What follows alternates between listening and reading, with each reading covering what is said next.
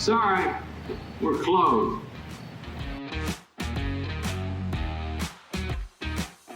All right, guys, welcome back. Another episode of Sorry We're Closed, possibly the most anticipated episode of Sorry We're Closed, as not only one brother has gone viral this past weekend or this past week, but both brothers have gone viral in very different worlds. Some people must be like, there's no way these two guys are related. Yes. So with that being said, let's start with you, Sean. Sean, I want to start this off, Sean. Wait, are we doing a question of the day? No, we're bailing. Question of the day is stale. We bail. We're bailing on it. I just haven't loved any of the questions I've come up with, and I just don't want to keep doing it just to do it. So for right now, it's bailed. If you guys listening at home want me to keep doing it, come up with some fucking questions. I don't tell you. You guys do the work. So anywho, I want to start with your TikTok, Sean. When I left for Las Vegas, how many TikTok followers did you have? Well, I don't know exactly when you left for Las Vegas, but it had to be around the same time. Well, I left for Ocean City, right? Oh, we left on the same day. I left on Thursday. And so did I. Yeah, so Thursday. So let's put it this way. On Wednesday, when I went to sleep, I had 5,200, 5,200 and something. Okay. And just to recap before we get into the nuts and crannies, that's not it. Nooks and crannies. How many followers do you have as of this recording? As of this exact moment, I'm at, the last I checked was 19.1 thousand. 19.1 thousand. And I do expect to be at 20 by day's end based on the numbers. Possibly the end of this episode. I mean, based on the last 2 hours of my life, that is very possible. So now, this is TikTok. And me and you have preached on this show before that TikTok is where a lot of people need to be, regardless of the industry that you're in. I'm actually currently pitching other companies to be somewhat of a brand ambassador to them because they're not taking advantage of TikTok, and I think I can do that for them. But regardless of all that, we've been talking about TikTok for God knows how long. And like I said, both brothers have gone viral this past week and a half, 2 weeks or so. Very different worlds. We're going to start with you, Sean. You're in the business world, the entrepreneur type, Tony Robbins, Gary Vee, deploying empathy at scale, all of those things in that kind of TikTok world. What was the post that went you viral? Because obviously it's good content, so we might as well talk about it here. Yeah. So the post was, so I saw a video, a TikTok by Ray Dalio. For those of you out there who don't know who Ray Dalio is, he is the billionaire founder of Bridgewater Associates. And my understanding was that they are the biggest hedge fund in the world. A lot of people on TikTok like to tell me that might not be the case. It's at BlackRock, which I don't know if it's a hedge fund, but there's a BlackRock, and there was another one that everybody kept spitting out there as being bigger. But nonetheless, it's humongous. So big, in fact, that their alpha fund cannot invest into the market without much research, because when that fund invests, it's so big that it will move the entire market, and that can be problematic for the investors and other people, obviously. So I see this, and he's using the green screen effect, and I was struck by the fact that this billionaire who can do whatever the hell he wants is using the green screen effect on TikTok, and so I got on, I stitched it, and I said, look, this is crazy. People, do you understand how valuable this is, that this guy is he's going to this effort to help you when he could be doing anything he wants in the world. And last I checked, it was 750,000 views or something on this post. I think a lot of it had to do with the fact that the comments went crazy. It's 1,000 comments on this post, and people are losing their mind on, a variety of different points. Most of the comments are revolving around how this guy's a billionaire and you can't possibly care about the average Joes, which I think is disheartening. I think it's naive. I think it's ignorant. And you've paid no attention to Ray Dalio over the last 10 years, if that's what you believe, unless he's part of some big conspiracy that's even over my head. And in that case, there's nothing I can do anyway, so screw it. But so yeah, that one post probably gained me 12,000 followers.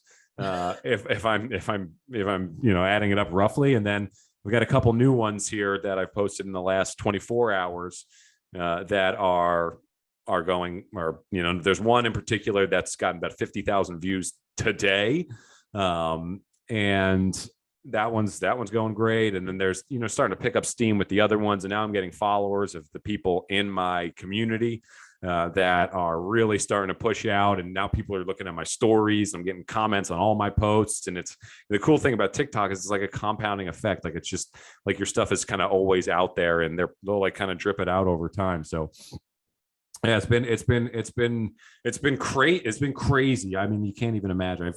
I've spent the last probably 4 years of my life trying to get from 4,700 followers on Instagram to 5,000, and I'm at 4,721.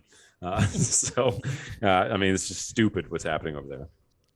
Yeah, I mean, this is what we love about TikTok. I actually have a new trick that I think it could be helpful to our algorithm purposes. Obviously, the best thing you can do is just post things that people like, which you clearly have done, and gaining traction on TikTok. It's been huge, and the reason why I wanted to start here and not quite start with Las Vegas is I think this is gonna be one of our most listened to podcasts episodes because of both of us and what we've done over the past week or so, and I think based off of what you went viral for and what I went viral for, both parties are coming here thinking we're pretty good at business. You know what I'm saying? You went viral for actual business content. I went viral for things that make people believe that I've done well in business. So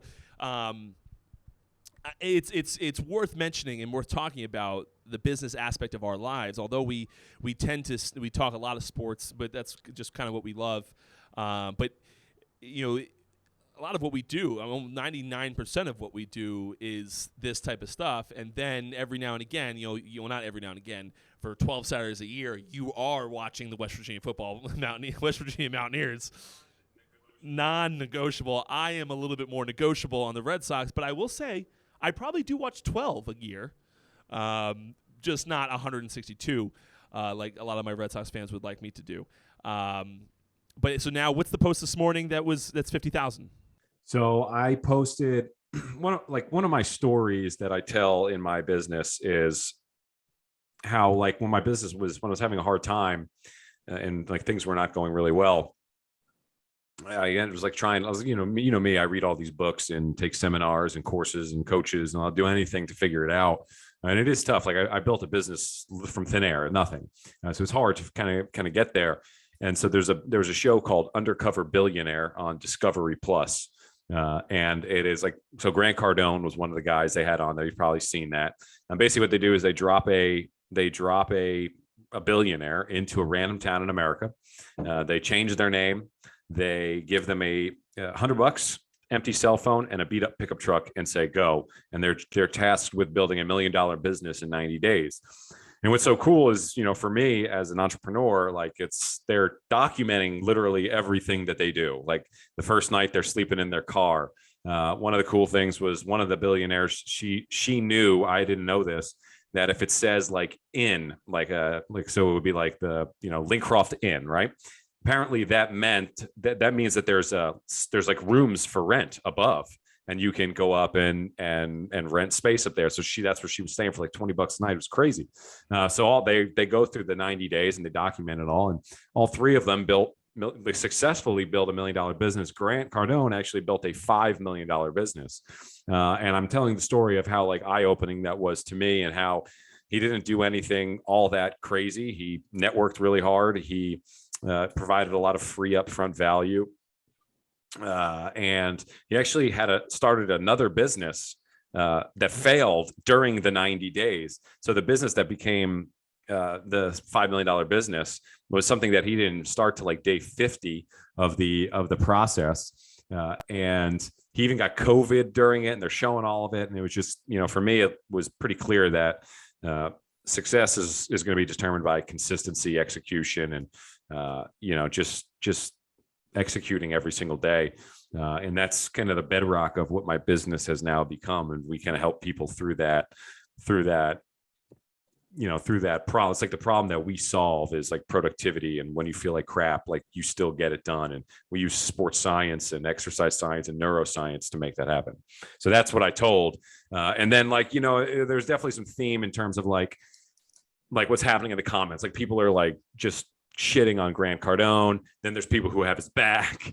And so like, there's a lot of going back and forth like there. At one point I said that he was a billionaire, and he's not a billionaire. And Grant's actually, to his credit, has actually come out and said like he was uncomfortable with that. So like then people are like going back and forth about that. And I actually did see somebody recommend that you intentionally make mistakes in your TikTok so that people will just comment on it. So whatever, people going back and forth on that, and it's freaking to the moon right now. And then I did another one that's kind of getting like the drip off effect. It's not a real effect, but you know what I'm talking about. Where it's hold on before you keep going. Yeah, it is what the syndrome that I quote for everyone that you've made up. Also, last lap syndrome, which I'm sure is a real. I'm sure someone's like Baltstein's effect. It's probably something. Someone probably talked about this before, but it is a real freaking syndrome. Yes, it is. You know what the last lap effect is? It's that last lap when you're on the you're running the last like leg of the mile or something like that. And there's a couple different ways you can talk about the last lap. I always think about it like too, where like you have to go to the bathroom and you can hold it for an hour, but right when you're getting close to the apartment door, I mean, it is like bursting at the seams. So yes, or when you're I'll order food. The moment you order food, now you're full-blown, full hungry, cannot stop, need to eat immediately. This delivery driver couldn't be going slower right now. But yeah, so the other one I posted was about how I recorded a podcast every single day for 365 days, which I did in fact do. And we talked about that, and that's getting a lot of love. People loving that stuff. Yeah, I can confirm that Sean did record an episode for 365 consecutive episodes. I thought he was a lunatic for doing it. I still think he's a lunatic for doing it. But I understood why he was doing it. It was interesting because it wasn't the thought that you would never have to worry about money again or something like that. I read in a book that said if you record a podcast and publish it every single day for 365 days, you'll never worry about money again. I said, I can do that. Yeah, and he did. I decided to go the once or twice a week round, but if you know anything about me and my brother, that makes total sense, which options we both chose. Now, you've stayed consistent, though. How long has the Sorry We're Closed been going on? I don't remember when me and you started, but a month after me where you started. Yeah, but since we've begun, we've got an ad now. We're working with WinBet, which is awesome. The podcast is coming along quite nicely, which I'm happy about, and it's like fun to record. It's one of those things where like, oh shit, I got to do this. And then you get into it, you're like, oh, okay, this is fun. Yeah, I think of it, it's like kind of relaxing. I don't have to think about my marketing numbers or anything during this. Fair enough. So now then on top of that, something that I want to add about as far as the business aspect is concerned is there's a TikTok going viral right now about Starbucks employees. I don't know if you've seen it. It's kind of recently viral. And they have it's a bunch of the employees of a TikTok in South Carolina. It's a clip of this TikTok of these people. It's like they say 10 employees standing around a manager, and they've handed the manager, I guess, some type of list of demands, what have you. Now, I have come out in the restaurant community as an owner of 3, hopefully soon to be 6 restaurants, as a fan of the tipping culture. And I've given a number of reasons for that. And if for no reason, I've lived up to my reputation from this Las Vegas bill. But I had a unique take to it that people probably aren't expecting. And it's not necessarily them siding with the employees. I have no idea what their demands were. I don't know what the hell they could be asking for $100,000 salaries apiece. That would be ludicrous. Obviously, no. But the thing that I am on their side of is, and I know you'll agree with me on this, is that you can't sit behind the counter at Starbucks, be a barista, and bitch and moan if this part that what you're doing right now, where you're standing and giving what you want and saying either give it to us or we're walking, doesn't take place. You have to do something to try to better what you want. Otherwise, you have no right to complain. And now Starbucks has every right to come back and say, fuck off. This manager has fucking probably no say in what you're requesting.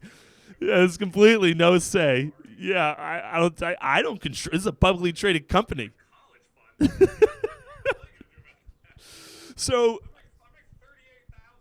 yeah, I can't do anything about this. But like I said, I completely respect at the very least, taking the action and saying, all right, we hate our fucking work environment. We want this, this, and this. They might be completely unreasonable requests. I don't know. I haven't seen it. But I'm on board with this, the move, than the sit behind the counter and say, oh, I can't believe they're not doing this. Can't believe they're not doing that. Wah, wah, wah, wah, wah. You're actually doing something, and I put a TikTok out this morning about that. It's doing horrible, but I'll shout you out on my TikTok. Thanks, Sean. I need it. But meanwhile, Sean, over the course of the week and a half, has gotten 20,000 followers. I've gotten 500, so not quite on the same trajectory as Sean is. But listen, we're here. We're trying. Well, look, that's that thing this is the whole thing we're doing right now. I mean, you really look at it. It was me and Patrick sat down. I mean, you brought it up a couple months back where we said Gary, of course, four TikToks a day, right? Mm-hmm. And it'll grow, right? And then recently, you and I had a conversation about how I've come into some information that would lend it to believe that volume is a big player here. And if you look at Gary's, I only looked at two guys, Gary V. Well, I looked at three. I looked at Alex Hormozi, Grant Cardone, and Gary V. Grant and Gary both had 7,000 plus Instagram posts. I had 800, and they don't show on TikTok how much, but Alex Hormozi probably had 8 times as much as I did, and we've been posting for pretty much the same amount of time. So what I think is happening is like you just throw as much out there as you can, and eventually stuff sticks, and then other things catch on, and you find your audience. And so I think that there is a lot to be said for just the consistency and the volume of how much you post, because everything that has caught on for me, at least, I would never have guessed. I went to sleep that one night, woke up with 1,200 new followers overnight. I thought there was an error on my account. I was like, this isn't right. This isn't right. And it's just like, and who would have thought in the actual Ray Dalio video, I literally say, don't follow me. I say, don't follow me, go follow him. And then people are commenting like, I followed you both. like, thanks. It's appreciated. But like, that's okay. Who would have thought?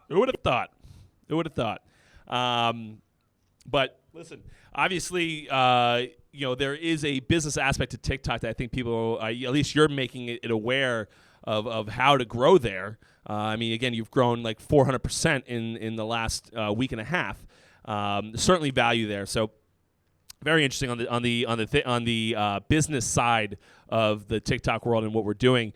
And funny enough, I was just out in Las Vegas for meetings with our friends over at WynnBET. And Sorry We're Closed, funny enough, is brought to you by my friends over at WynnBET.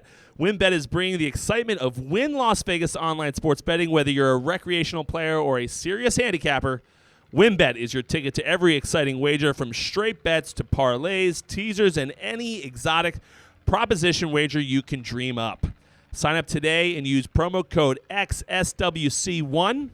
And after placing your first $100 wager, you will receive $100 to bet with. That's a new offer starting in August, which we are now in.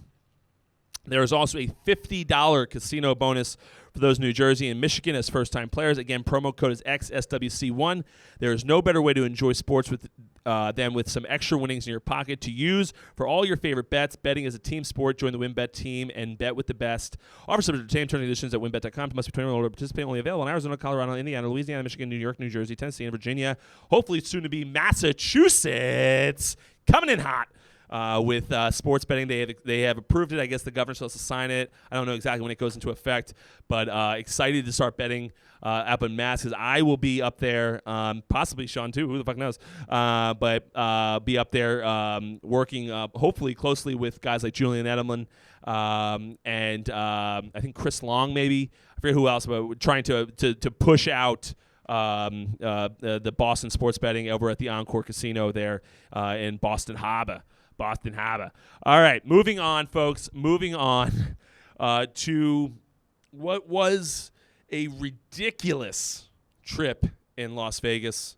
I'm sure my brother has some questions, although I'm sure he kind of expects this out of me at this point. But as you saw, Sean, my receipt from the XS nightclub has gone viral, largely due to my own doing, but with a total bill of $93,000. Now, if you're my mother, please fast forward this next portion because she's not doing that. She's not taking thrilled notes. She's taking notes, but she's not thrilled with my spending, as most mothers would be. I completely understand. But a little recap from the night. I had seen Kygo that afternoon. As Sean knows, Kygo is by far my favorite DJ. So I was on cloud nine, decided to continue the day at XS that night, and saw the Chainsmokers. Actually met the Chainsmokers, really cool dudes. Took some shots with them, which is on brand for me, and had no idea what I spent, which is interesting. Had absolutely no clue what I spent. Woke up the next morning, saw a bill, and thought it was a mistake. Actually called over to my buddy who got us the table in XS and said, hey, this can't be right. I've never even come close to spending this kind of money at a club before in my life. Even when I tried hard, I was like, this has got to be some kind of mistake. He then found out, good friend of mine actually went out to the operations director over there, who's a cool dude as well, and just said, hey, listen, this is what we got for you. Showed me everything. I was like, oh, shit, I guess I did it. And here we are. And this is, for those of you not aware of this, I don't know how you're not aware of this if you're listening to my podcast, but this is what I was referring to earlier in the show about why people now believe I'm great at business, which, interestingly enough, Sean, somewhat of an investment here. I scrolled past this when I saw you when I saw your TikTok, it started with like, what's up, guys? I want to tell you why spending this amount of money is actually a smart move. I was like, next, I'm not listening to that. So if you didn't listen to it, I didn't say it was a smart move. I said it's not as dumb or as ridiculous as you might think. And the reason I said that TikTok, if you didn't listen to it, which you just admitted that you didn't, the TikTok actually talks about what I'm actually purchasing at the club. Everyone's like, oh, the Grey Goose bottle is $40. It's like, yeah, idiot. I'm not purchasing that. Like, yeah, I can go to the liquor store and buy a $40 Grey Goose. The reason why it's $40 over at the liquor store is because they don't have girls in bikinis giving it to you, and they don't have the Chainsmokers playing in the liquor store. So the environment is why you charge. Similar to what I do in my own bars, I charge a higher price than the place across the street because I'm providing a better environment, and people will spend higher for the drinks because they're purchasing the environment they're drinking it in, not the actual liquor. And that is the business model that I have chosen in my own places, and that's what I was trying to tell people because my comments were inundated with, the tweet alone got over 2 million hits. So it was inundated with people being like, calling me an idiot for spending this kind of money on liquor when I was like, listen, you can call me an idiot for spending this kind of money in 2.5 hours. I get that. But you have to at least know what I'm spending the money on. It's not the liquor. The liquor is just there so you can drink it and have something to do while you're in the environment that you're actually spending the money on. So I wanted to make that abundantly clear. But a lot of people want to hear from my server that evening. The server got just under a $20,000 tip. Working through that, they obviously they have stuff that they have to go through on that end as far as legal stuff and things like that.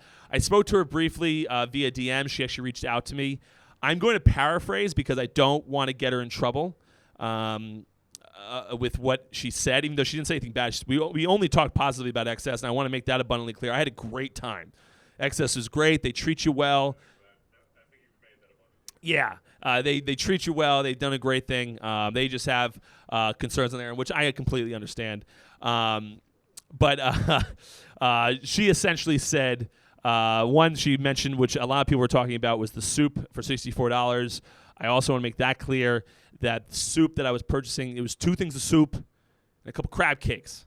All right, so it wasn't just soup that was $64, although the soup was fantastic, Sean. Yeah, did you go to Rip Ponds while you're down here? We did not. But I know, obviously, I know it well. Yes, Rip Ponds, great soup place. I think it looks like a family joint. And I got cream of crab and New England clam chowder, even though I'm not in New England. Still, just delightful. Absolutely just delightful. Crab cakes were good. Not as good as the soup. But anywho, Brittany said that I was fantastic. I mean, how could she not say that I was fantastic? But she apparently tried to stop me from spending this kind of money because we didn't need it. And she kept telling me how much my tab was, but apparently Patty Westside was not hearing it, which also sounds on par for me. And when I bought the second bottle of Ace of Spades Rosé, which is a lot of people were questioning what that was on the receipt. It was, I forget the exact connotation it had or what exactly the abbreviation it was, but there was some type of abbreviation that were for $22 for $25,000 a pop. Those were Ace of Spades Rosés, and apparently when I purchased my second one, that is when I purchased it while it was already a half bottle full at the table. So not sure why I did that. But anywho, phenomenal. Even Chainsmokers, cool dudes. Try to get them on the pod. Still possibility because they're just busy people. But we're in talks to get them on there. But I mean, just a tremendous evening had by all. At this place. And another funny little thing came from it is that I took what looked to be a clear shot at the DJ booth with the Chainsmokers. I don't know what it was. I assume tequila. It's got to be probably the most recognized, probably the more likely scenario because vodka shots are for insane human beings. But I woke up the next morning and I didn't know why we met them. I asked my buddy, I was like, did the Chainsmokers want to meet me? It doesn't seem right. Is there a huge DJ? I don't understand why they would want to meet me. Turned out, the reason I got to meet him was because I bought the Ace of Spades Rosé. So that makes more sense, more on brand. But yeah, makes sense they would let me do that. But all I remember was the waitress coming up to me and saying, do you want to meet the Chainsmokers? And I was like, I mean, sure, I guess. And I like the Chainsmokers, great people, but if I knew what was going on, I probably wouldn't have done that. But anyway, that's my trip in Vegas. One for the books, to say the least, Sean. Yeah, I don't have anything to add to that. That is what it is. It is what it is. But anyway, as you could also can imagine, that everyone and their mother from Vegas is trying to get me to come back. That I met down there or out there. That it won't be happening for a little while. Also, fun little thing when you're talking about perception and things like that. I won't dive into my personal finances, but I have now been asked to go and try to buy the Los Angeles Angels of Anaheim, which is an interesting little thing. I'm not currently in talks to buy the Angels for everyone out there listening, but have. No, we would. Yeah, congratulations, Matt Tenney. For those of you new to the pod, please go over to. Do you have the name? Remember the name off the top of your head, Sean? 10 Visuals. TENN. TENN Visuals. We've already had some people go over there and congratulate him. It's an ongoing joke for you new people listening to the pod. Please go over to @10Visuals, TENN Visuals on Instagram, and just say congratulations to Matt Tenney. Congratulations, Matt Tenney. He is the head strength coach for the Los Angeles Angels of Anaheim. He does not listen to this podcast and has to be confused as to why people are congratulating him randomly on his photography account. But his most recent photo has, when this was happening, was he had 6 comments, then 7 comments, and then he has one random picture with 45 comments. And it is people just absolutely congratulating the hell out of him. I mean, how many congratulations? I mean, okay, we have congrats, Matt Tenney, 2, 3, 4, 5, 6, 7, 8, 9, 10, 11, 12, 13, 14, 16, 17, 18, 19, 20, 21, 22, 23, 24, 25, 26, 27, 28, 29, 30, 31, 32, 33, 34, 35, 36. He had 36 people congratulate him on one post. That's insane. Yes, he must have been so freaking confused. And next time I see him, I'm just going to be like, hey, congrats, Matt Tenney. He's going to be like, what is this? 36 people have congratulated this man randomly. There is nothing to congratulate him for, not recently, at least not that I know of. But please keep that going. That is one of my favorite things we've been doing on the show. The fact that we're at 36, last time we checked, we were at like 10. The fact that we're at 36 is just making my dream come true. So for everyone that's listening, again, please double down. Even if you've already congratulated him, go back, give him another congratulatory message. Yeah, they're having a tough time out there. He's got to deal with that Mike Trout back issue. So I'm sure he's hard at work. He needs some congratulations. He does. You know, that's, honestly, that's got to be a tough deal to have one of the best players in baseball history. Yeah, that's gonna be a tough one. I would be so fucking cautious with him. It's like, no. Just lay there. He's definitely the type of guy that just walks into the weight room, red shorts, sleeveless shirt on, and one of those like weird baseball guy bandanas, and just loads up the trap bar. And Matt's is in the background, just like, oh god. But he's Mike Trout, gets to do whatever the hell he wants. Let's dive into baseball. But before we dive into baseball, Sean. Before we dive into baseball. Hold on. Before we dive into baseball, WynnBET is bringing the excitement of Wynn Las Vegas. By the way, shout out Wynn. XS and Encore Beach Club, where I spent this money, is in the Wynn Casino. Fantastic casino. Absolutely love them. And I am financially obligated to say that, but I actually do believe it. Great place. I wouldn't have spent that kind of money if I didn't have so much fun there. So shout out them. But Wynn Las Vegas to online sports betting and casino play. Get in all your favorite teams, players, and sports. From boosted parlays to live in-game odds in every major sport, they have what you need to win. Sign up today and use promo code XSWC1. After placing your first $100 wager, you receive $100 to bet with. There's also a $50 casino bonus for those in New Jersey and Michigan as a first-time player. Again, the promo code is XSWC1. Offer subject to change. Terms and conditions at WynnBET.com. Must be 20 or older to participate. Only available in Arizona, Colorado, Indiana, Louisiana, Michigan, New York, New Jersey, Tennessee, and Virginia. And for those of you guys listening, please, again, newbies out there, anything you want us to see to do as far as WynnBET and things like that. We got a lot going on right now, so happy to do some boosted parlays and maybe some Pat's picks as I do on the Carrabba's pod, even though they're not gambling picks. Maybe some Sean's what is it? Selections. Sean's selections maybe. And as we get into football season, you're probably going to fade Sean all the time because all of Sean's selections will be based and centered around West Virginia football. Unless they're doing great, then hammer Sean's picks. I will say this: WVU has actually been getting a lot of love in terms of the betting world because their like Vegas projection right now has them at 5.5 wins, and I mean that would be an absolute travesty of a season if they get 5.5. I mean, as somebody who goes to their websites and is on the message boards daily, I mean, we need to have 8 wins is a bad season this year. We need to be pushing 9 or 10.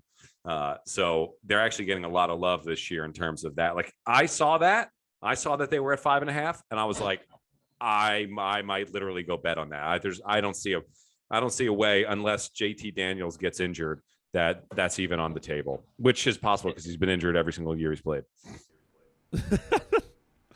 All right, well, before we do that, because you just said Vegas odds, let's actually get so we got WinBet. WinBet has the same thing. 5.5 wins is where the line is as far as season total wins on WinBet.com. I mean, guys, we played bad last year and won 6 games. Like 5.5 is, in Neil Brown's 4th year, the best recruits we've ever had.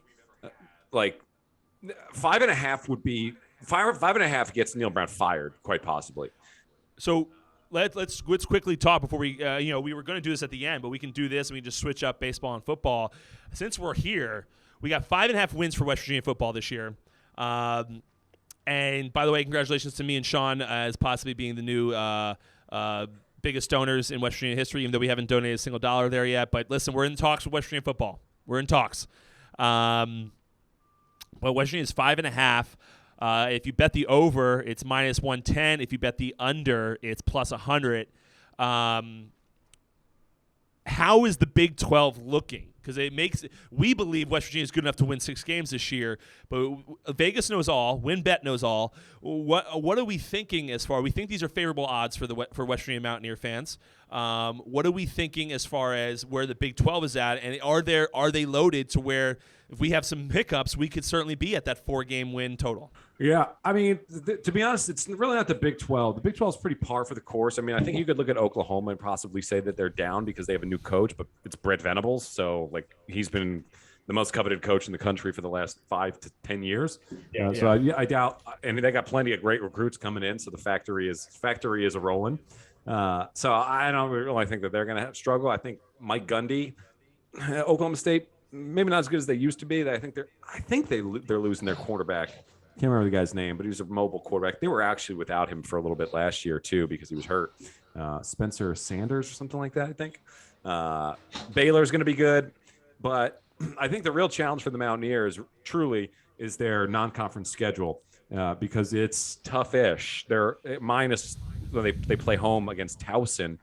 They're on the road at Pitt to open it up, and they are on the road at Virginia Tech. Now, Virginia Tech should be a game that you win because we beat them last year. They sucked, and they have a new coach. But on the road. First, let me give a quick just to interject here for our sponsors. WinBet. WinBet has West Virginia at +7. September 1st, 7 p.m. against Pittsburgh at -115, +220 on the money line. That's tough. That's tough for us because we want those 3 non-conference games. You kind of want to line that up for a W. And I think Pitt is going to be. We're both interesting storyline with the Pitt game is our assumed starting quarterback JT Daniels and Pitt's starting quarterback, both new quarterbacks this year, and they both transferred from USC like 3 years ago. So that's kind of cool. But Pitt lost their 2 best players, and they were like nationally great. They lost a Heisman finalist, Kenny Pickett, and they lost, I can't remember the guy's name, but they lost the best receiver in the country. He went out to USC. So they're going to be reeling a little bit. Not going to be much of a home field advantage over there in Pittsburgh. They never do well there. It's going to be a lot of Mountaineers in that stadium. Yes. And I think we come out a little stronger, like just from, and I don't know much about Pitt, but I think we look a little bit better coming, just from the outside looking in. I think Virginia not favored. Yeah. I think that Virginia Tech will be a challenge because that is going to be a home field environment. I'm going to that game because I want to see Virginia Tech's environment. So that could certainly pose an issue for our guys. But look, if we have JT Daniels, he's a seasoned quarterback. He's been around the block. He's played 4 years of major college football already. He's won a national championship. So I don't expect him to worry so much about the environment there. I think that he's seen that down there in the SEC. But I think that's where, if we can go 3-0 going in, coming out of that, which is doable but tough, then then we'll breeze through the rest. We will win 3 games in the Big 12. But I personally think for the Mountaineers, call it for what it is, but I personally think that there's a chance at some point this year we're like looking at things like how could we actually get into the college football playoff? We're not going to get there, but I think it's possible if JT Daniels is like really good that we're like, wait a second, if things fall right here, we could find ourselves in the mix. And then eventually do like the Mountaineers of like, we'll drop like 2 games to friggin' Iowa State and, whoever, because I don't think we're going to be that good. But I think we can be in the 8, 9, 10 mix for wins in the season, which would be great. Yeah, listen, the over-under is at 51.5, so not an aggressively high-scoring game. We're not expecting anything insane in that regard. But we are the West Virginia Mountaineers are a 7-point underdog, and I like that. I don't know anything about Pittsburgh, but I like that. And is there a chance I put money on West Virginia football every single year, every single time? Yes. I don't know if I'll do the money line every time, but listen, I think it's an interesting look at what we're expecting from this West Virginia football team, a Pittsburgh team who we think is going to be kind of middle of the road.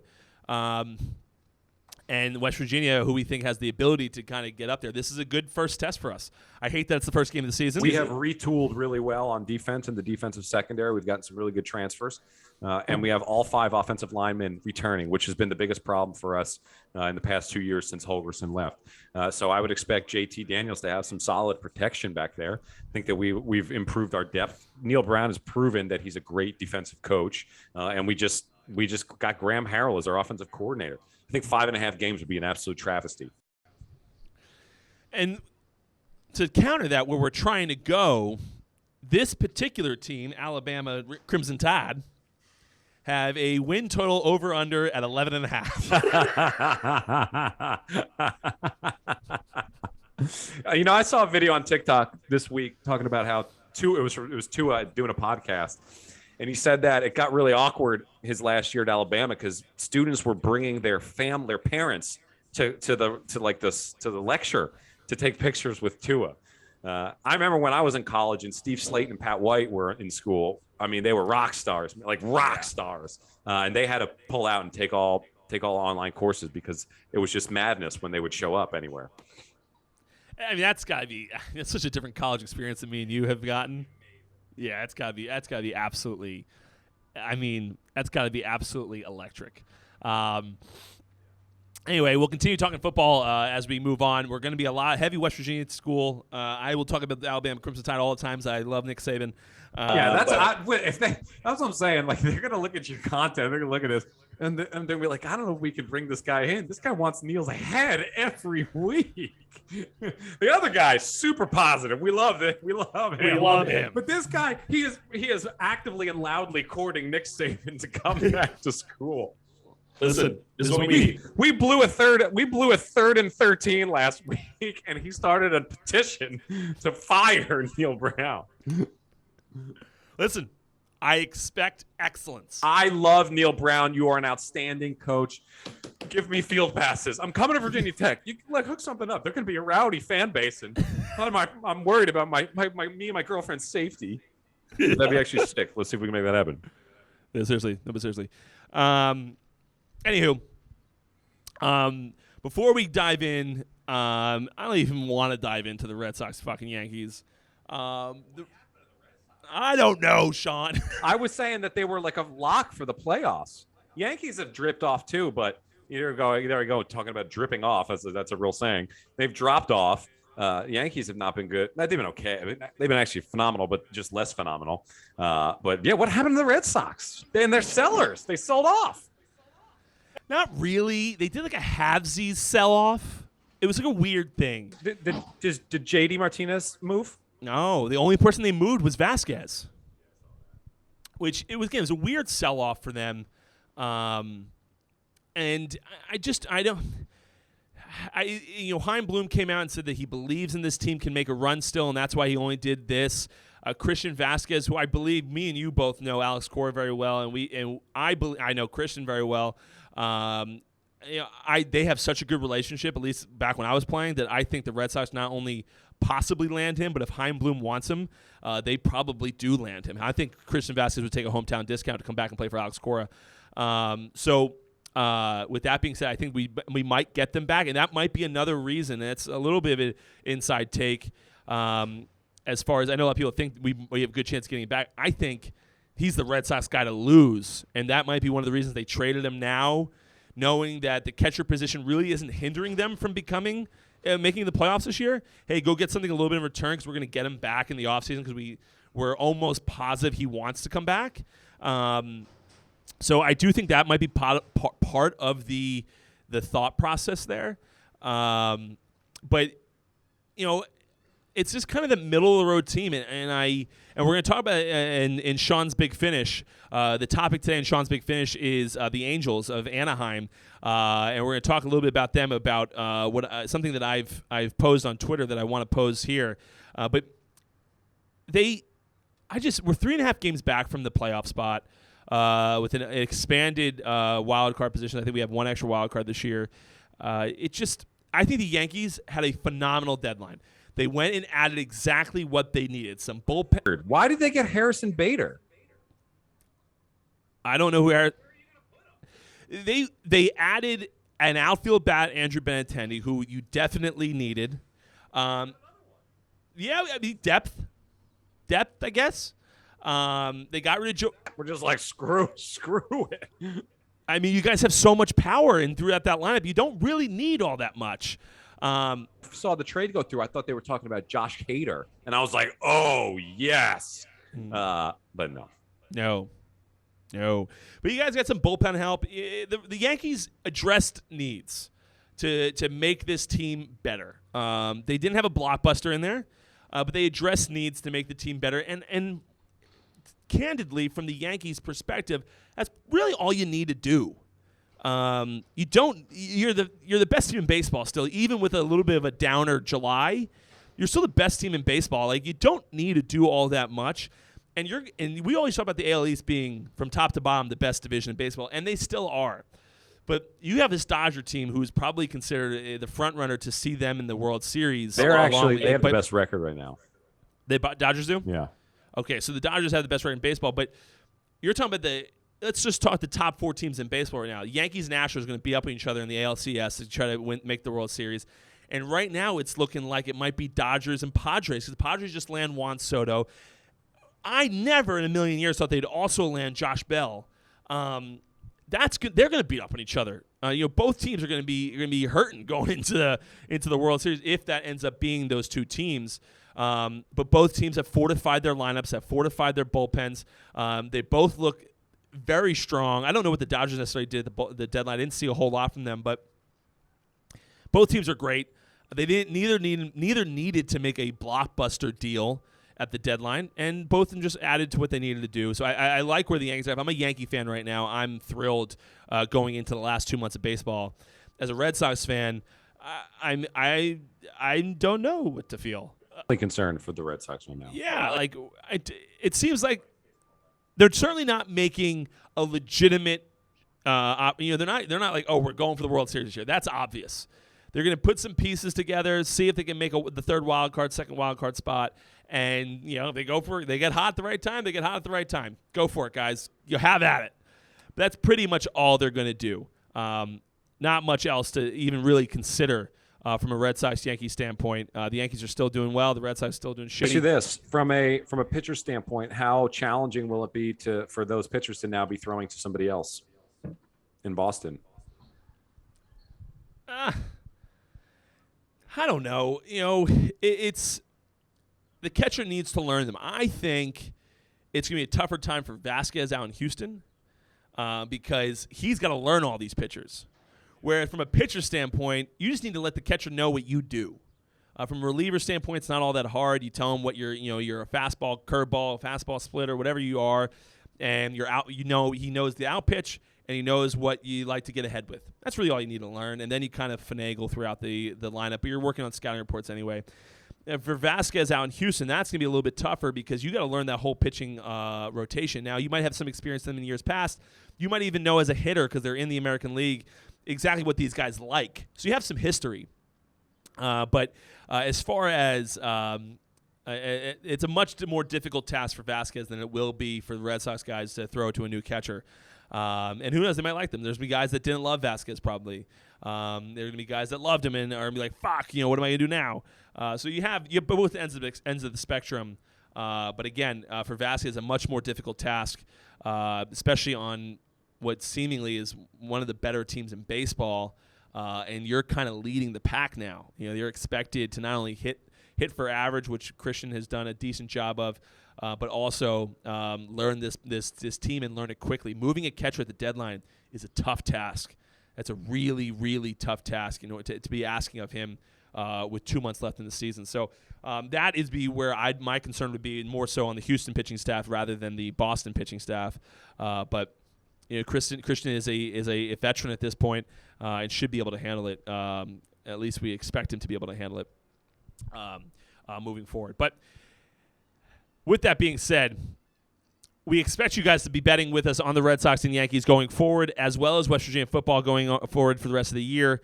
And with that thought process, we want you to join our team. Because guess what, Sean? Betting is a team sport. Join the WynnBET team and bet with the best. They've got your ticket to every straight bet, parlay, teaser, and props wager all right at your fingertips. The WynnBET app is easy to use, so play with the most trusted brand in the industry. Sign up today and use promo code XSWC1. After placing your first $100 wager, you receive $100 to bet with. There's another $50 casino bonus for those in New Jersey, Michigan. Again, the promo code is XSWC1. Offer subject to change. Terms and conditions at WynnBET.com. Must be 21 to participate. Only available in Arizona, Colorado, Indiana, Louisiana, Michigan, New York, New Jersey, Tennessee, and Virginia. Sean's Big Finish. And the topic today for Sean's Big Finish, usually we have a plethora of topic, but this is kind of an in-depth topic that we both will have opinions on that I wanted to give us a little bit more time to do it. Sean's Big Finish today they didn't, but should the Los Angeles Angels of Anaheim sell off and trade Mike Trout and Shohei Ohtani? Shohei Ohtani for your Mike Trout's controlled for the next few years. He signed a huge deal. Shohei Ohtani, on the other hand, a free agent at the end of 2023, which is next season. Do you know how old Shohei Ohtani is? 24, Mike Trout's 30. Yeah, Mike Trout's my age. He should be 31 soon. Shohei Ohtani, however, 28. I figured because he did play in Japan for a while, so I'm not surprised he's a little bit older. Should they sell off? He's going to be free. He's going to, based on what he's doing, there are statistics out there that show that Shohei Ohtani is doing something that we have not seen since Babe Ruth. I don't think they should sell him. You think you should keep him? I think they should keep him because that's a piece you can build around. That's a piece you can win with. He's maybe the greatest player we've ever seen. I mean, he's remarkable. So I'm not getting rid of him. Obviously, Mike Trout's like an excellent player, but at what cost at this point, right? Like, for me, look, we've been in sports for a while now, so we know that something else is going on with the Angels organization. I don't know what it is, but the fact that they never, ever, ever make the playoffs. I mean, they're in LA. I know they're in Anaheim, and I've been to that stadium.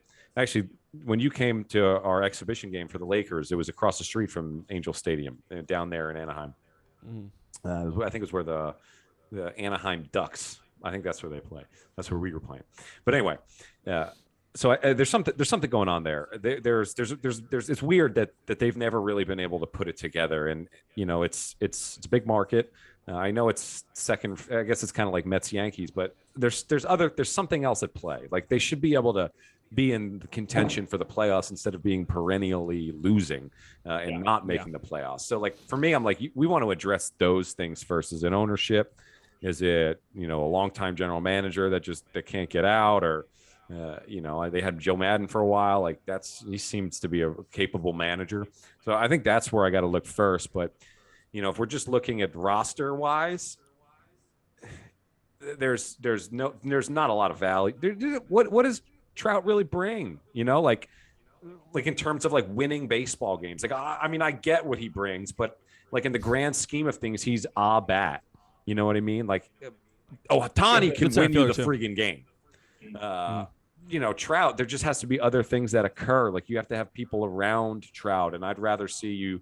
I mean, I don't know how much he's making, probably like $400 million or something, but I'd rather see you take that money and use it towards like a wider range of players. I'd rather see you build depth through the minor leagues, which is a really big deal in baseball.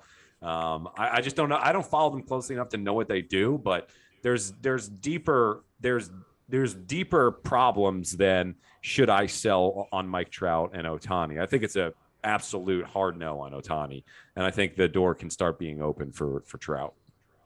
So I'm glad you said that, because I disagree. So it's good for the podcast. I think one with Ohtani being a free agent in 2023, I don't think there's any chance in hell he signs back with the Angels.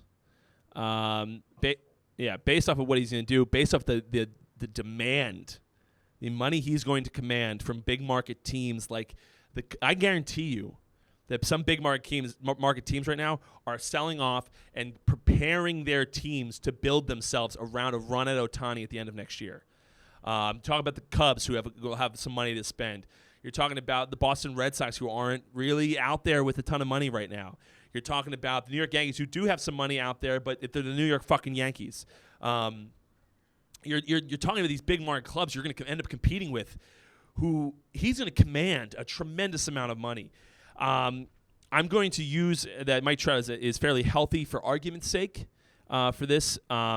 With his current injury stuff, you're probably going to have to eat some of that contract. I don't think but you have to eat the least amount of it now with Mike Trout, rather than down the road as he gets older. People are willing, because he's Mike Trout. If he passes his physicals, guys are willing to say, okay, I think we can help him better than those guys, so we sign off on him. You try to get as much money from the Angels as you can, but he's still Mike Trout. Again, for argument's sake, we have to say that if I'm the owner of the Angels right now, I'd probably clean house with my personnel in the front office. Something has gone wrong. Whatever's been consistent over the last however many years, we need a fresh start.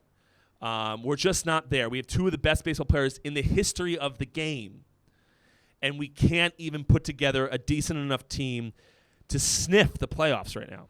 And in an expanded format. I mean, you got 6 clubs making the playoffs each year now. You can't be outperformed by the Seattle Mariners. You just can't. And so I sell off both, get as absolute much as you can for these two guys and build this farm as much as you can.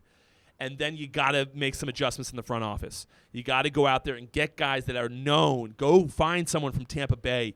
The Dodgers, someone who's learning underneath the Dodgers right now, who's itching for an opportunity to be a GM for a club, and build a system here. Go over to Arizona and get some of those. Go get Mike Hazen. Go get some of these guys that learned under Ben Sherrington. Go get Ben Sherrington from Pittsburgh. Go get these guys who are building farm systems that you're going to get this haul you're going to get back from these big time players, and attempt to start starting from scratch. Because your team is not where it needs to be.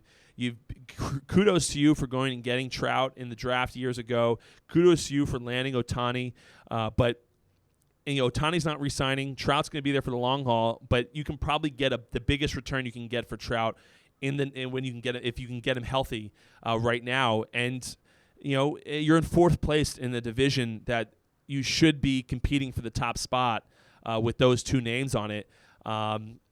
And there's other teams that are literally poising themselves right now, preparing themselves right now to make a run at Ohtani and give them the centerpiece, because they're doing what the Angels aren't. They have guys around them that are going to make Ohtani great, that are going to make Ohtani a guy that's going to go fight for a World Series. Go, if they can get Trout, make Trout a centerpiece for a World Series.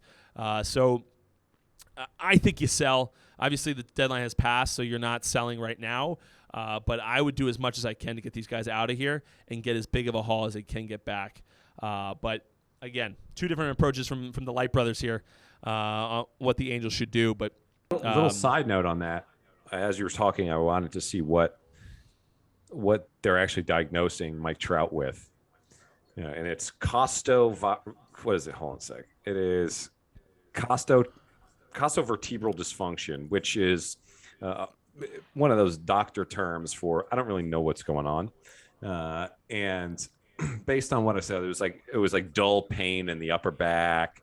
And I'll tell you this, and this is not just because he's my friend. Matt Tenney is probably one of the few strength coaches in Major League Baseball that could probably handle that injury, and that can handle it with some savvy. I think that you look at like Seattle. I know some guys in Seattle. I think they can handle it. Chicago Cubs, I think they can handle it. Arizona can definitely handle it. And actually, ironically, I think the Yankees staff could definitely handle it as well. And there's probably some other ones mixed out there, but thinking about like him possibly on the move and where he might want to go, I think he's in good hands there. But if that starts becoming a thing, like I know that they consult with the sports medicine staff to see if is this something that we should worry about? Can we handle this stuff? And they do that. I know they do that a lot with the draft, and I know there's consultations on the trades as well. So like if you look at those those teams, those are teams that would be probably comfortable looking at that diagnosis and saying, I think we can work with this. That's a fucking great point. And something I'm going to make sure Miranda clips that, because that just noting, and this would be great for Major League Baseball fans, noting those possible teams that are really good candidates and have and to make it even more so, to add on top of that, just from a business standpoint, because these are candidates in the strength conditioning world that are solid and show that at least the Major League team maybe takes that a little bit more seriously and trusts these guys. Because if I know anything about people that you say are good, they do some random things that you don't really know what the fuck's going on. So to show that they have that kind of faith in these guys shows that they'll listen to them and make some really good candidates, and maybe possibly, so you guys know, may have already been consulted by front office people. Hey, what do you got on Trout's thing? He might be available. That happens all the time. I remember seeing our guys are like our coordinators for the sports medicine, sports performance, running around like crazy around the deadline and running around like crazy during the draft, like looking at charts and stuff. And yeah, that's a big one. Shout out to my guy in Pittsburgh too, Raph. I know Raph can handle it too. Raph can handle it. Although on the athletic training side, not on the strength conditioning side. But listen, great, Sean, fucking great show. We certainly got a lot we covered a ton. Ohtani and Trout. We got possible trade partners for Trout, even with his injury, which is fantastic content. We talked Red Sox, Yankees, as frustrating as the Red Sox are and how fantastic the Yankees are. We talked a little trade down for both clubs. Talked about a $93,000 bill and Sean going viral on TikTok. So listen, guys, if you're new here, go follow either of us on TikTok. That's where a lot of the clips come from. Go follow our YouTube page. Follow us on social. I don't really do any socials other than Twitter has Sorry Close has a Twitter account. But subscribe to the pod, leave a review, and listen to us at dropping every single Friday morning. New episodes out, talking sports, talking TikTok, talking all a gamut of things. I've always wanted to be similar to the Rogan podcast, where it's kind of can just go anywhere. With a home base of sports, because we love to talk about that stuff. So go listen to it. Go subscribe to it every Friday. And until next time, guys, we will see you later. Sorry, we're closed.